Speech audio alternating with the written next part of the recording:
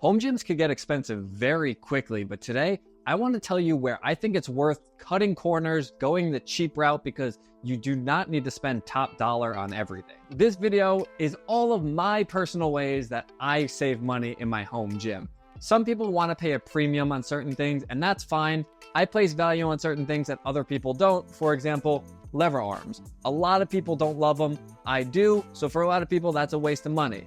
I'm going to give you my 5 wastes of money that I think you can go the cheap route, the knockoff route, whatever it is, save a bunch of money to spend money on stuff that's more important to you. The first one, I'm just going to call amenities. Flooring, lights, mirrors, sound, heat, all that stuff. You do not need to pay a premium on that stuff. Now, look, when you see a home gym that's fully finished, someone turns their garage into a home gym, it's got beautiful floors, finished ceiling with a heater and air conditioner built in, beautiful sound system. That is something to envy. And I would love to have that, but to me, that's not super important. The lighting above me, I got these cheap utility lights off Amazon, $30, and literally just stuck them up onto my ceiling.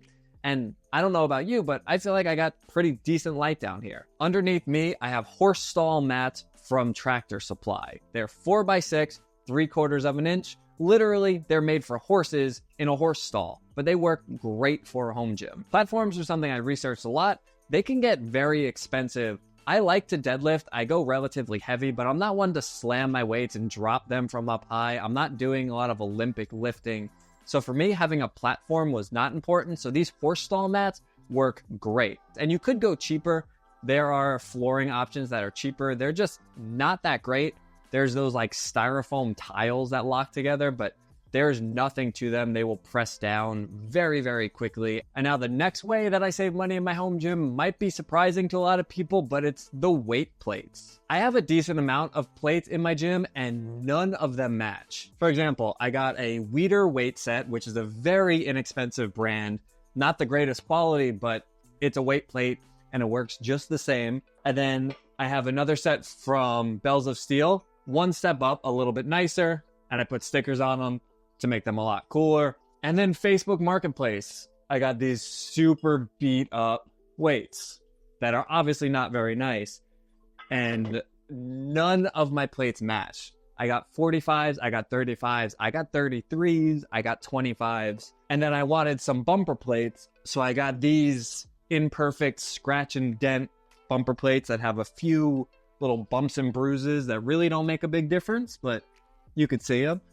Quick pump, quick pump. If you want bumper plates that are color coordinated, if you want to get the new Nike plates, you're going to spend premium money on those, and you really don't have to. If you want to, go for it. But for me, the weights was a very easy way to save money because weights are expensive. If you have a cable machine, which I think is an awesome addition to a home gym, all the cable attachments are a real easy way to save money. I ended up getting a rope, a tricep bar, and a V-bar, and I spent $40 on the 3. And if you get something like Rogue has their own tricep bar, and it's $85. So you could spend $100 on one attachment, or you could buy a set, get multiple pieces that work just as well, and spend half as much money. And then I ended up going to the gym, and I tried out the mag grips, which I think is kind of redundant. I think it's like saying ATM machine, but they're maximum advantage grips, I think. But there are these grips, they come in all different sizes. I got all the different sizes from the closest grip to the widest grip. So I saw these at a gym, tried it out and loved it, and I wanted to buy them. And then I checked, and they are not very cheap. Each one is about $60 on their website. If you want multiple, which a set, you'd probably get around 4 or 5 different grips if you want a wide range, you're looking at hundreds of dollars. And look, I'm all for supporting businesses. I'm not saying you need to buy the knockoffs of everything because I'm sure as a company, they're making a really, really good product, but I didn't want to spend hundreds of dollars on these.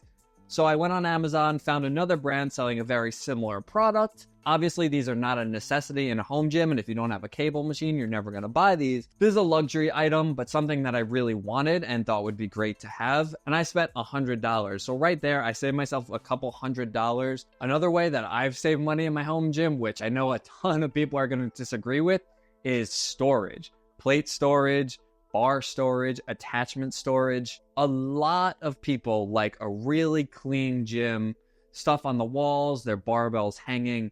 All of that's great. It looks beautiful, but I don't really want to spend the money on that.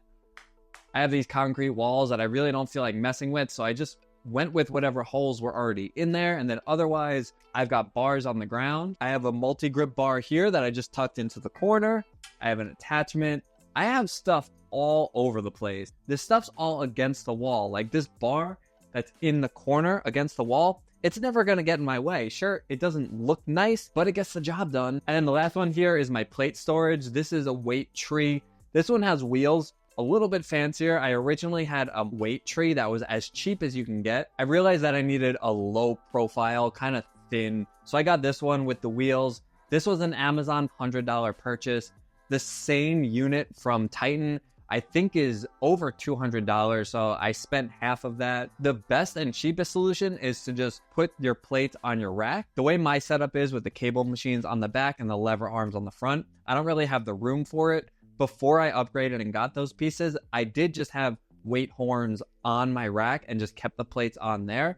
And that's the cheapest solution and the best space-saving solution too. And the last place that could potentially save you the most money is on any accessory machines. Like I have this leg extension machine and this calf raise machine. And neither of these you should be spending top dollar for at all. And now I say accessory machines, meaning nothing that's a main lift. Nothing like a leg press that you'll be going super heavy on, a hack squat, anything like that. I'm talking about like this leg extension or a neck machine, maybe preacher curl machine, a tricep push down, something like that. Just for accessory work, you do not need to pay a premium on those machines. This calf raise machine is Suzier brand. It is an off brand, had never heard of it, but it was super cheap. There's some wobble to it. It's not the sturdiest machine, and the foot pad is very thin. I do not understand why anybody would spend so much money on something like a calf raise machine or a forearm machine. If there are cheap, affordable options, get those instead. And this leg extension machine, it's not the cheapest option, I guess, but it's significantly cheaper than other options out there. A comparable piece from Titan is currently $700. And I'm telling you guys, I use this one every week. Leg extensions, leg curls, standing leg curls. I even do preacher curls on this. I have another video breaking down how I turn this into a preacher curl machine. I get so much use out of this. I am beating this one up. Accessory machines in general, not something that you need for a home gym, but if you enjoy them like I do, go the cheap route, spend the money on some other stuff that's more important to you, because the cheaper pieces of equipment are going to hold up great. Most of them are going to be just fine. So there are my 5 ways I've cut corners, gone the cheap route, and saved money with my home gym. I'd love to hear from you guys. Where do you spend your money in the home gym, and where do you cut corners? It's very likely that you're different than me and you've spent money on things that I've recommended people don't spend money on. We all have different values. And if you're thinking, Matt, it looks like you have a pretty good home gym, but you're telling everyone to go the cheap route. Those are the things that I've actually gone the cheap route on, and there are other things I've spent money on. I will dedicate another video to things that you should be spending money on and where I think you get the most value. Let me know your thoughts, and if you have questions, let me know. Always happy to try to help.